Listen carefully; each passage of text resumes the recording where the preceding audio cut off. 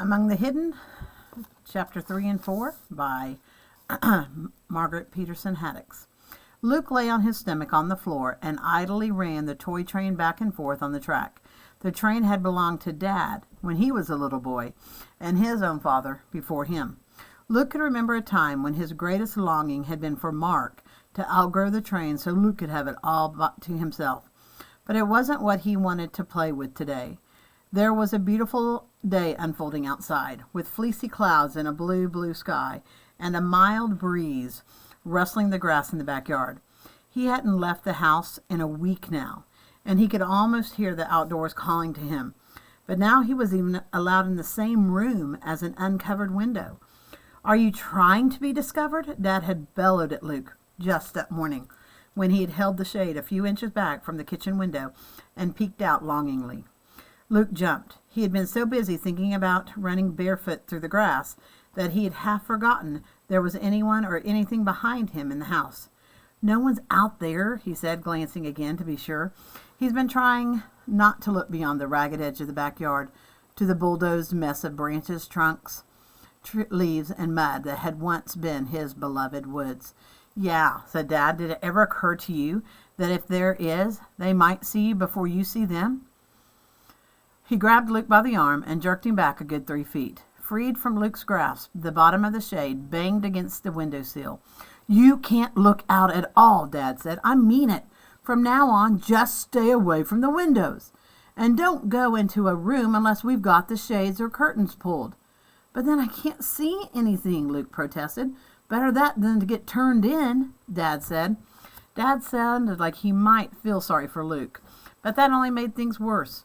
Luke turned around and left, scared he might cry in front of Dad. Now he gave the toy train a shove, and it careened off the track. It landed upside down, wheels spinning. "Who cares?" Luke muttered. There was a harsh knock on the door. "Population police, open up!" Luke didn't move. "That's not funny, Mark," he shouted. Mark opened the door and bounded up the stairs that led to Luke's room proper. Luke's room was also the attic, a fact that he never minded.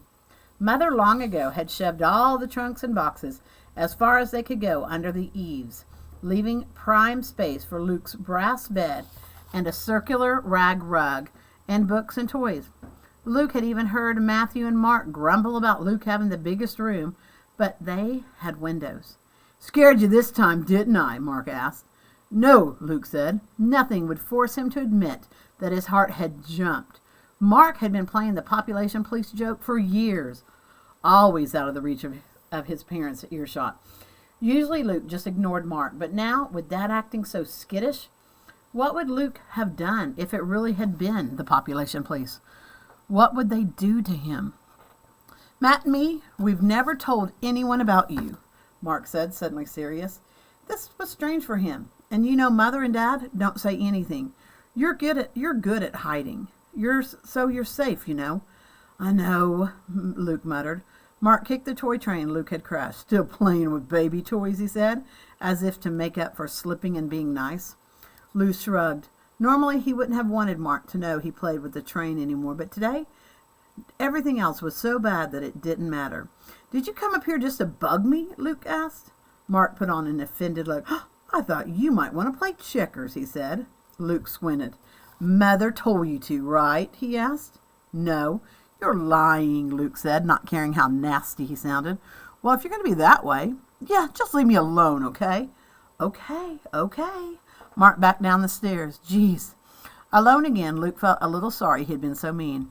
Maybe Mark had told the truth. Luke should apologize, but he didn't really feel like it.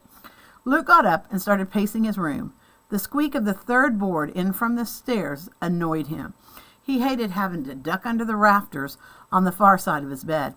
Even his favorite model cars lined up on the shelves in the corner bothered him today. Why should he have model cars? He had never even sat in a real one. He never would. He never would get to do anything or go anywhere. He might as well just rot up here in the attic. He thought about that before, on the rare occasion when Mom, Dad, Matthew, and Mark all went somewhere and left him behind. What if something happened to them and they never came back? Would someone find him years from now, abandoned and dead? He read a story in one of the old books in the attic about a bunch of kids finding a deserted pirate ship and then a skeleton in one of the rooms. He'd be like that skeleton, and now that he wasn't allowed in rooms with uncovered windows, he would be a skeleton in the dark. Luke looked up automatically, as if to remind himself that nothing lit the rafters but the single bulb over his head, except there was light at either end of the ceiling, leaking in under the peak of the roof. Luke stood up and went to investigate. Of course he should have remembered. There were vents at each end of the roof. Dad grumbled occasionally about heating the attic for Luke, just like throwing money out those vents, but Mother always fixed him with one of her stairs, and nothing changed.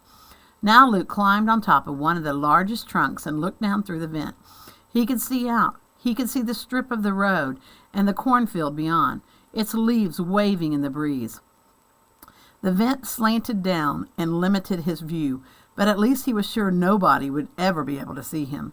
For a moment Luke was excited, but that quickly faded. He didn't want to spend the rest of his life watching the corn grow.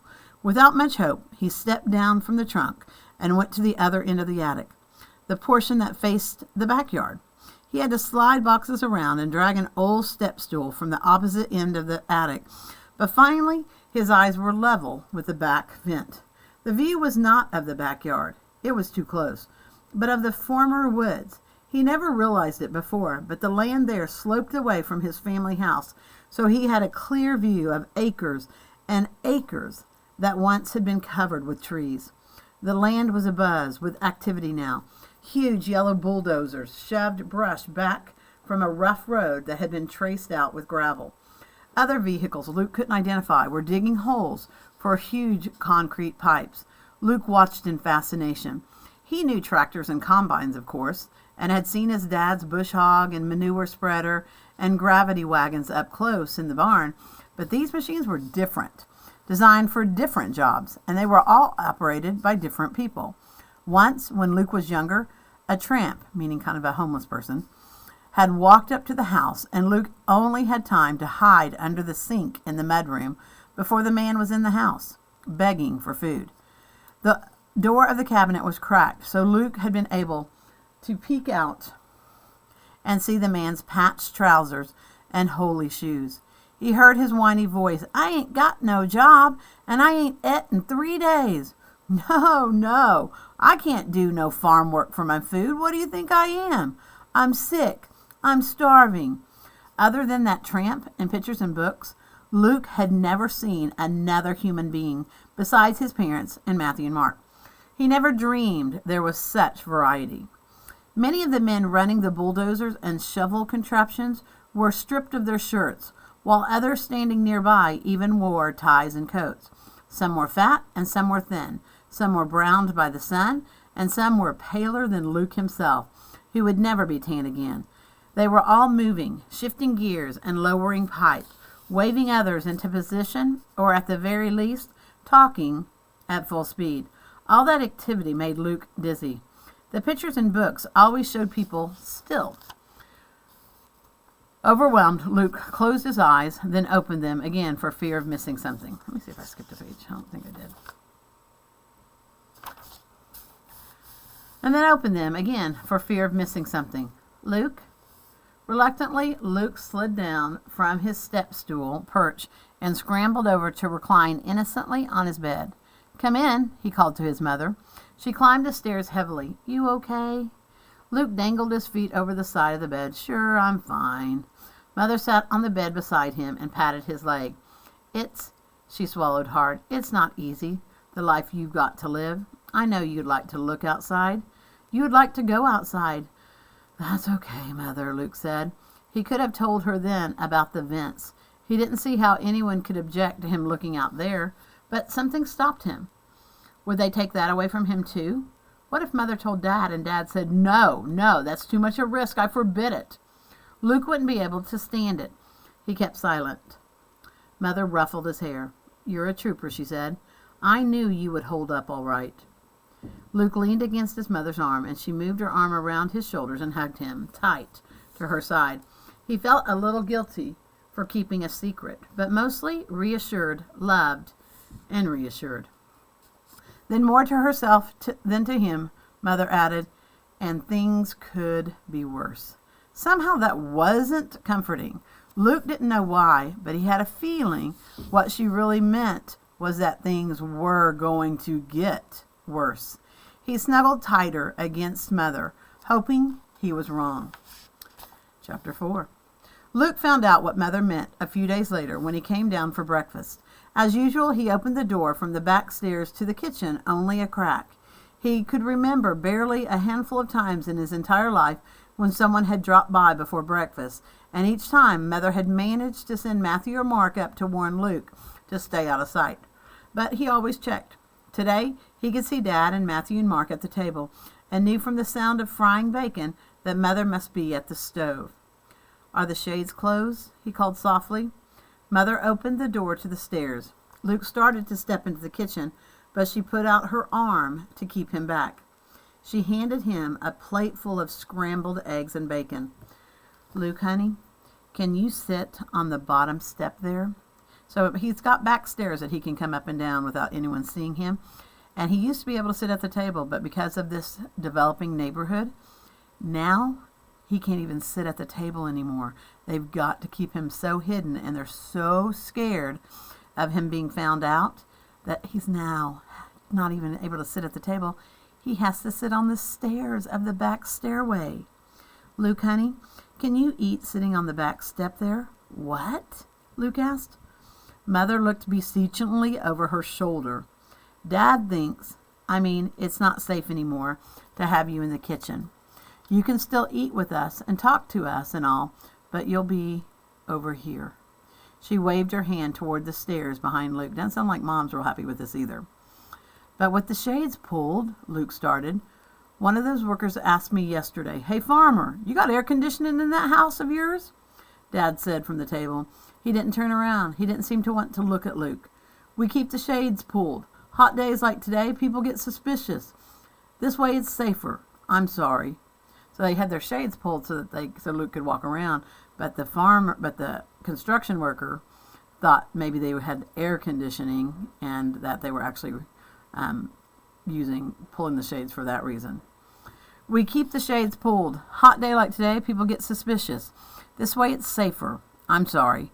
And then Dad did turn around and glance at Luke once. Luke tried to keep from looking upset. "So what'd you tell him?" Matthew asked, as if the worker's question was only a matter of curiosity. "Told him, of course, we don't have air conditioning. Farming don't make nobody a millionaire." Dad took a long sip of coffee. "Okay, Luke?" Mom asked. "Yes," he mumbled. He took the plate of eggs and bacon, and it didn't look good to him now. He knew every bite he ate would stick in his throat. He sat down on the step, out of sight of both kitchen windows. "We'll leave the door open," Mother said. She hovered over him as if unwilling to return to the stove. "This isn't too much different, is it?" "Mother," Dad said warningly. Through the open windows, Luke could hear the rumble of several trucks and cars.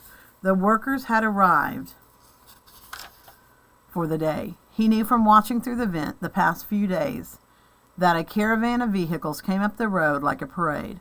The cars would peel off to the side and unload the nicer dressed men. The more rugged vehicles pulled on in to the muddiest sections, and the people inside would scatter to the bulldozers and backhoes that had been left outside overnight. But the vehicles barely had time to get cold, because the workers were there now from sun up to sundown. Someone was in a hurry for them to finish. "Luke, I'm sorry," Mother said, and scurried back to the stove. She unloaded a plate for herself, then sat down at the table beside Luke's usual spot. His chair wasn't even in the kitchen anymore. For a while, Luke watched Dad, Mother, Matthew, and Mark eating in silence, a complete family of 4. Once he cleared his throat, ready to protest again. "You can't do this. It's not fair." Then he choked back the words unspoken. They were only trying to protect him. What could he do? Resolutely, Luke stuck his fork in the pile of scrambled eggs on his plate and took a bite. He ate the whole plateful of food without tasting any of it.